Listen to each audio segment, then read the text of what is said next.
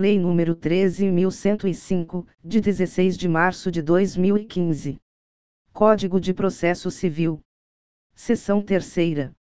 Da incompetência. Artigo 64. A incompetência, absoluta ou relativa, será alegada como questão preliminar de contestação. Parágrafo 1º.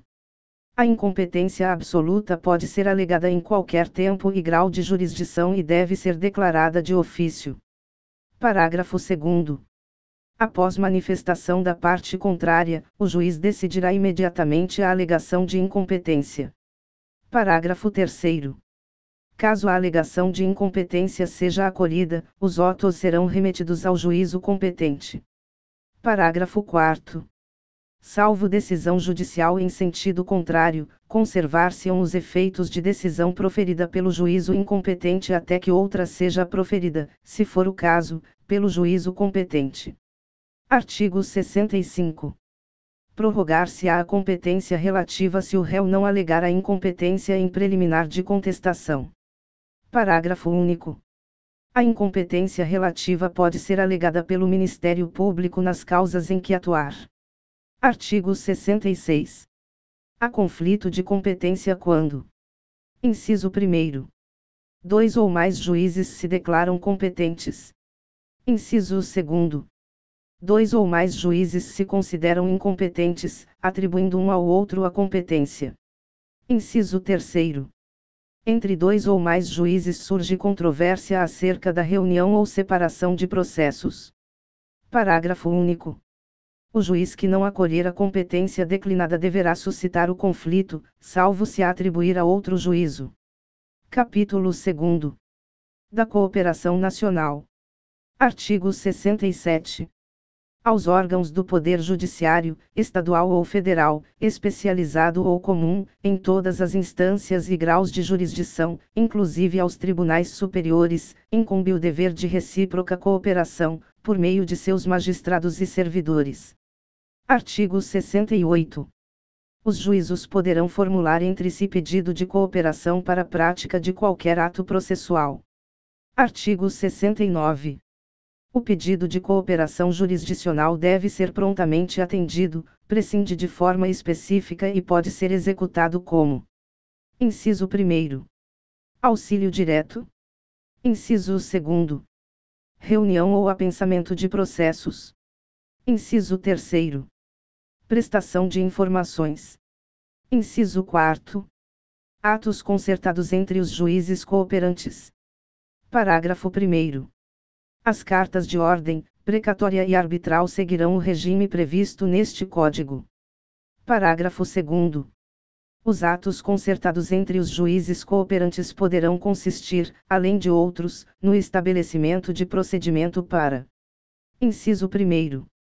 A prática de citação, intimação ou notificação de ato. Inciso 2º. A obtenção e apresentação de provas e a coleta de depoimentos. Inciso 3º. A efetivação de tutela provisória. Inciso 4º. A efetivação de medidas e providências para recuperação e preservação de empresas. Inciso 5º.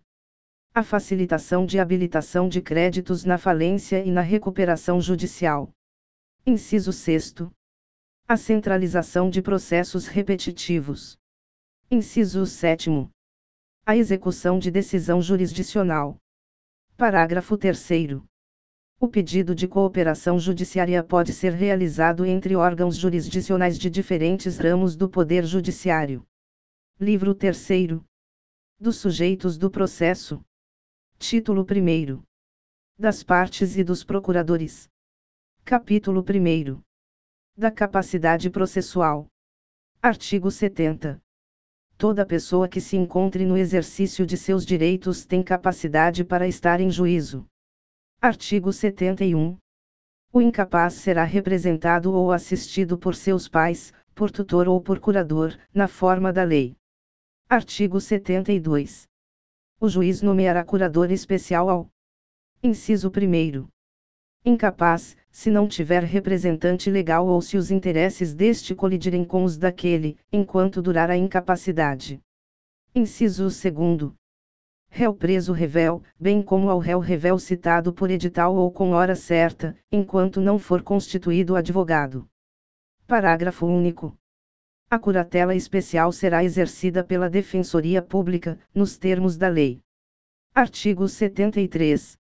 O cônjuge necessitará do consentimento do outro para propor ação que verse sobre direito real imobiliário, salvo quando casados sob o regime de separação absoluta de bens.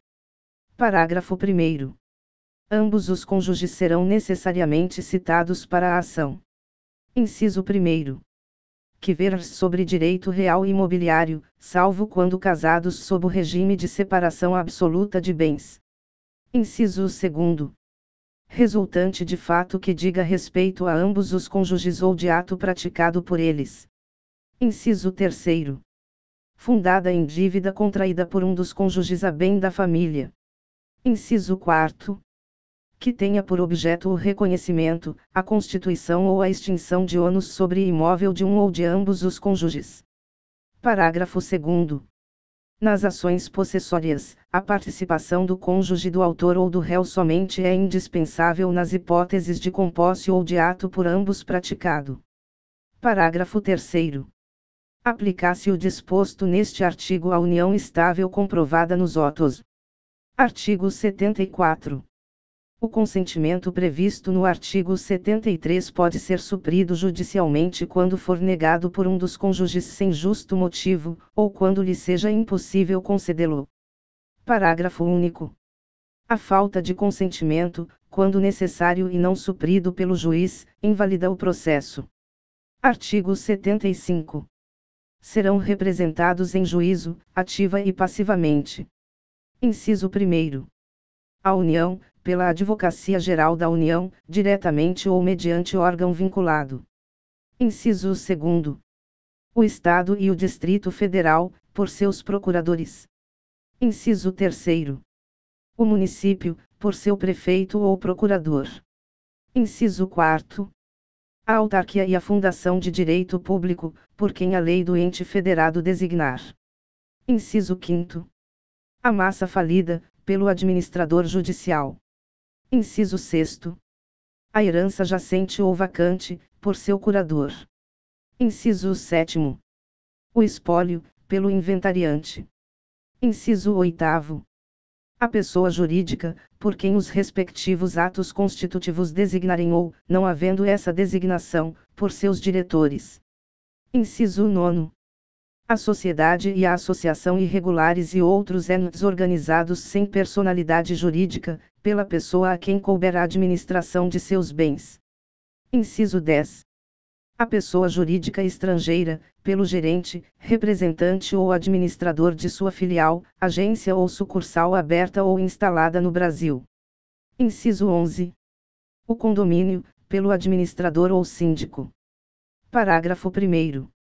Quando o inventariante for dativo, os sucessores do falecido serão intimados no processo no qual o espólio seja parte.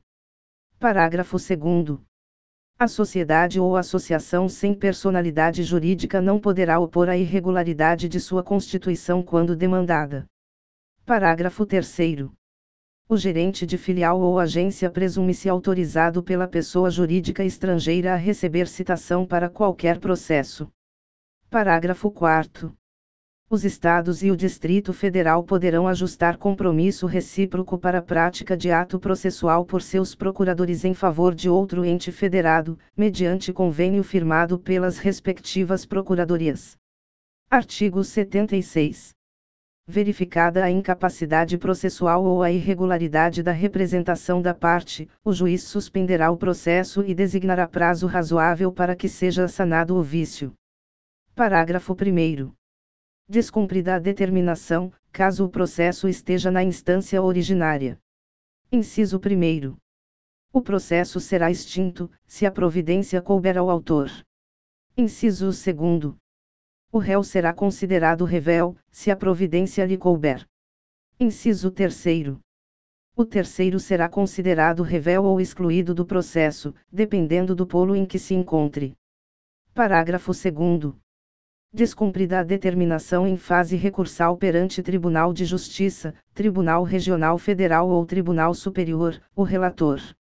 Inciso 1º. Não conhecerá do recurso, se a providência couber ao recorrente. Inciso 2º.